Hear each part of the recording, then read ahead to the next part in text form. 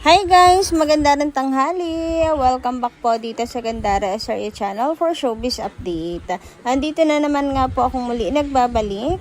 Ang nagmamaganda ninyo kachismosang Kimpang, wala na nga pong iba. Ang lokaret na si Gandara SRA upang magatid sa inyo ng latest update and fresh happenings patungkol kina Kim Chiu and Paolo Avellino. And para po sa araw na ito, ang tatalakayin natin at pag-uusapan ay patungkol nga po dito sa pagtatanggol ng management kay Chinita Princess at syempre ang unbothered queen natin na si Kim Chiu. Pero bago po ang lahat ng iyan, sa mga hindi pa nakaka-subscribe sa ating channel, maaari lamang na pindutin po ninyo ang subscribe button at notification bell na nariyan sa baba upang kayo po ay maging updated at ma-notify tuwing may bago tayong chika at balita hinggil sa Kimpao. Basta mga balita na may kinalaman kina Kim Chiu and Paolo Avellino, sagot na po natin yan. And unahin na nga nating pag-usapan ngayon mga kakimpaw ang latest post ni Chinita Princess sa kanya pong account kung saan sabi nga niya nakakalungkot that what's happened when concern and opinion don't align with them. Gusto agad patahimikin, nasanay na ako. Oo, Bisaya ako pero Pilipino rin akong may karapatang magsalita at magpahayag ng saloobin. Masakit magbayad ng buwis, tapos ganito ang makikita natin. Hindi po tayo magkakalaban, pare-pareho lang tayong mamamayan, wala tayong kapangyarihang tulad nila. Kaya sana, dili mo mag-away, oy, murag mga bata naman, na lang uban ba? Kung unsa imong ganahan, edi okay, ako mauman, ni ako ganahan. Pasagdi, ayan. And the-repost nga po ito ng ABS-CBN News mga kakimpaw. And ipinapakalat ang mensaheng ito ni Chinita Princess. Na para bang agree din sila sa sinabi ni Kim mga kakimpaw at naninindigan sila dito kay Kim Chiu sa kanya pong paniniwalang ito na dapat po talaga na wag pong magsawalang kibo na lamang sa mga nangyayari po sa atin. Dapat magsalita na po tayo at kumilos na mga mamamayan.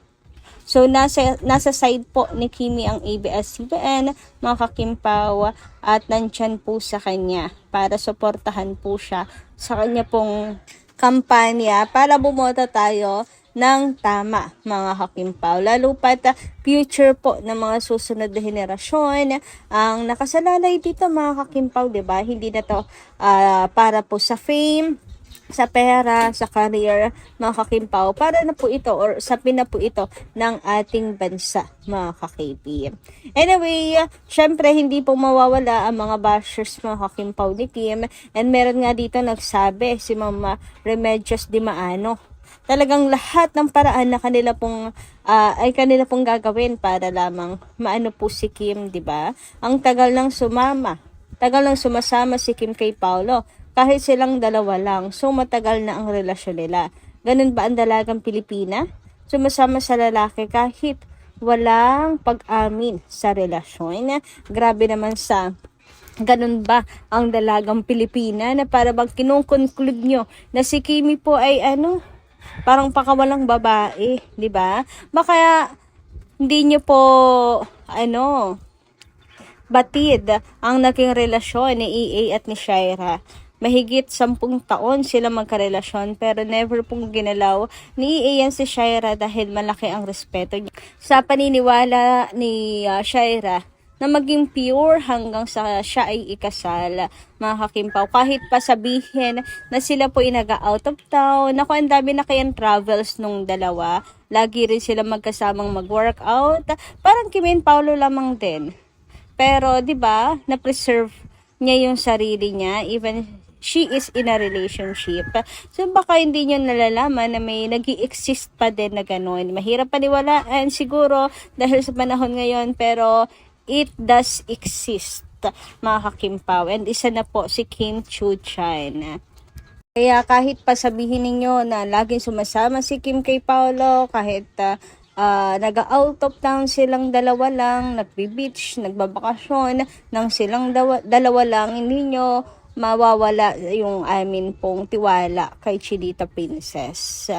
'Di ba? Basta ikaw ay solid fine, hindi ka talaga madadala sa mga ganyan. Anyway, natawa naman ako dito sa post ni Carlos Miguel. Kasi nga, ang mga nangyayari ngayon kay Kim Chiu, parang sobrang dami nangyayari ngayon mga ka-KP dahil na-atake nga ngayon ng mga DDS si Kim. Ayan, sabi dito ni Carlos Miguel, post reaction to all the bashers of his girlfriend. So siguro nga ano po mga kakimpaw tinatawanan na lamang din ni Paolo lahat at ni Kim Chiu ang mga bashers nilang dalawa, lalo na ni Kimin. Lumalabas na talunan lang itong mga bashers na to kasi sila yung tahol ng tahol, 'di ba mga kakimpaw? Yung tipong konting kibot lang ni Kim, umiiyak na po silang lahat. Natawa lang ako kasi ang cute dito ni Paolo Avellino mga kakimpaw. Nakawaki na, nakadila pa. Nangaasar yan siya. Anyway, ayan, tumako naman tayo dito sa sabi ni Masayang Nilalang. No matter what you say or yap about, you can't scare the Princess Chinita anymore. Especially now that there's Paolo Avellino to absorb the stress. So, grabe naman ngayon. To the rescue, palagi si Paolo kay Kimi. Ano po, talagang ito yung ambag niya kay Kimi. Nakakalungkot lang na ayan na naman si Kim sa kanyang stressful life. Pero parang hindi rin naman. Kasi happy naman si Kim. Nakikita natin. She's so unbothered queen, mga kakimpawa. 'Di ba? Siguro nga yung wish ni Paolo para kay Kimi natutupad na stress-free na si Kimi, mga kakimpawa. And talagang tumatapang na ng tuluyan si Kim. Sabi nga niya, sanay na siya si Kim Chiu. Pero never nyo talaga siyang mapatahimik. Kung noon nga, hindi nyo siya napatahimik, lalo pa kaya ngayon na meron na siyang Paolo Avellino, diba mga kakimpaw? And speaking of unbothered queen, eto na nga po si Chinita Princess. So kahapon, ayan, nag-showtime nga po si Chinita Princess. And grabe ang energy lang ni Kimi. Talagang hindi siya apektado sa mga bashers, mga kakimpaw. Ang ganda ng aura at hindi mo she is unstoppable, mga kakimpaw, sa kabila ng mga hinash, sa kabila ng mga daming sinasabi ng mga bashers tungkol sa kanya ngayon. Hindi po nila mapipigilan si Kimi, 'di ba? Grabe, natutuwa lang ako na si Kim kumbaga ay immune na rin sa mga ganitong pangbabatikos sa kanya. Even ginagamit pa yung muntik nang makapagpasuko sa kanya na bawal lumabas issue, mga kakimpaw. Ginagamit nila yan ngayon, pero si Kim wala. Sinasakyan na lang din niya ulit. Sinasakyan na lang niya ang mga bashers na to. Kita niyo yan, di ba? She's enjoying her life. Tuloy-tuloy ang trabaho, ang daming mga fans, ang energy ni Kimi, and yung kanyang mga ngiti. Ito yung nakakapagpa-stress sa mga bashers. Lalo na pag nakikita nila na sobrang unbothered ni Kimi, na hindi siya naapektuhan, mga kakimpaw. Kasi bakit? 'Di ba? Wala namang ginawang masama si Kim.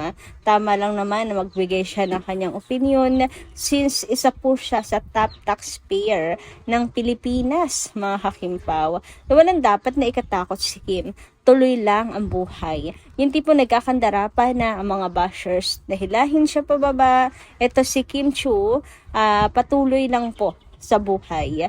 Nakangiti na hinaharap ang hamon sa buhay. And nananatiling nasa tuktok pa rin. Kita niyo naman kahapon, ang daming mga fans na nag-abang and mga Kimpaw fans na talagang sinadya si Kim na puntahan doon sa event. Natuwa nga po ako, mga kakimpaw. Yung mga banners nakikita ko, mga kakipi, talagang sinadya nilang makita si Kim. Hindi po yan mga chismosang tao lang na nandyan gustong makakita ng artista. Talagang fan ni Kimi, mga kakimpaw. Makikita nyo na talagang sinalubong po siya, may mga banners pa, 'di ba? She indeed unstoppable and unbothered Queen.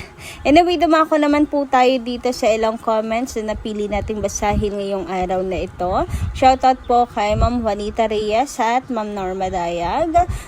Number 1 sa isip, pangalawa. Number 1 isip, pangalawa, pangunawa, and pangatlo isipin na mabuti na tama lahat ng pinasaya na si Paulo piliin niya at kailangan pangunawa sa lahat ng mga dapat unawain niya kay Pau at kasama na yung pagmamahal niya kay Paulo at sa magiging pamilya niya at sabi nga ni Kim na sa tama na tao na pinili niya dahil ngayon lang gumawa ng ganito si Kim sa harap ng mga tao. Pinaalam na niya na minahal na niya si Paul. Good PM, Gandara. Tama. It is the head that rules the heart. At this point, meantime, Kimi, yes, she used her head because only in that country where she confirmed their relationship. At this point, Kimi used her heart because yun una. Mind by observing if Paulo is really true to her and some observations and gestures that Paulo's real feelings with her, she used her. Because she feels the sincerity of Pau to her. Gandara, very common na yan. Jealousy among lovers. Because one way of expressing their sincere love with each other. Meantime, enjoy muna their life as most powerful couple in showbiz. God bless KP. Wow. Anyway guys, hanggang dito lang po muna ang ating update. Maraming salamat po sa inyong pakikinigan. Kita-kits po tayo muli sa mga susunod pa natin chika. Maraming salamat at ingat po kayo palagi.